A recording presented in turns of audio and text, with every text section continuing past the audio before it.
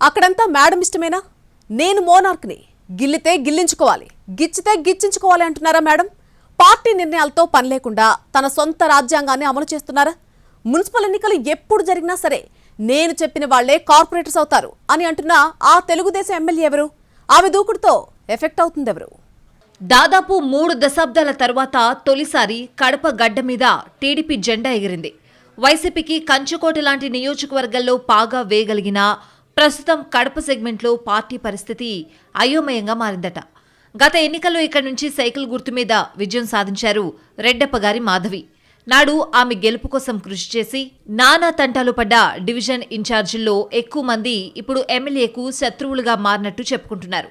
Party కష్టకాలంలో ఉన్న సమయంలో కష్టించి పనిచేసిన తమను కాదని మాధవి కొత్త వ్యక్తులకు ఇన్ఛార్జి బాధ్యతలు అప్పగిస్తున్నారంటూ మండిపడుతున్నారట డివిజన్ నాయకులు. ఎన్నికలకు ముందు కడప నగర అధ్యక్షుడితో పాటు పలు డివిజన్స్ కు ఇన్ఛార్జీలను నియమించింది టీడీపీ. కానీ మాధవి ఎమ్మెల్యే అయ్యాక మొత్తం మ్యాటర్ మారిపోయిందట. గతంలో పార్టీ కోసం పనిచేసిన వారికి ప్రాధాన్యత ఇవ్వకుండా తనకు అనుకూలమైన వారిని మాత్రమే ఇన్ఛార్జి పోస్టుల్లో నియమించినట్టు చెప్పుకుంటున్నారు. అదే ఇప్పుడు క్యాడర్లో అయోమయానికి ప్రధాన కారణమైందట.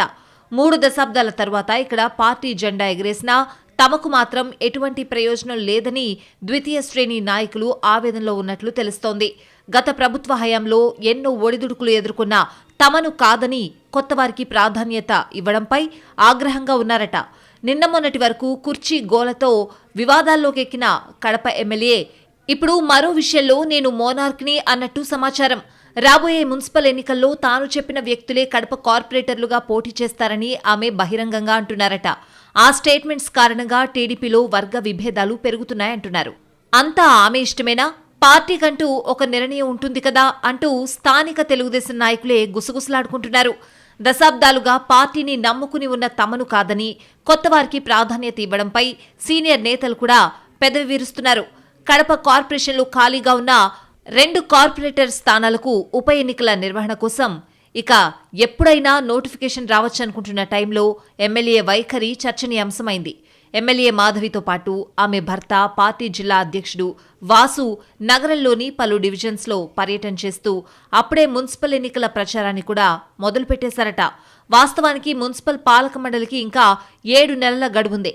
ఆలోపే 2 కార్పొరేటర్ స్థానాలకు ఉప ఎన్నికలు జరుగుతాయన్న ప్రచారంతో అప్పుడే ఎన్నికల హడావిడి మొదలైంది.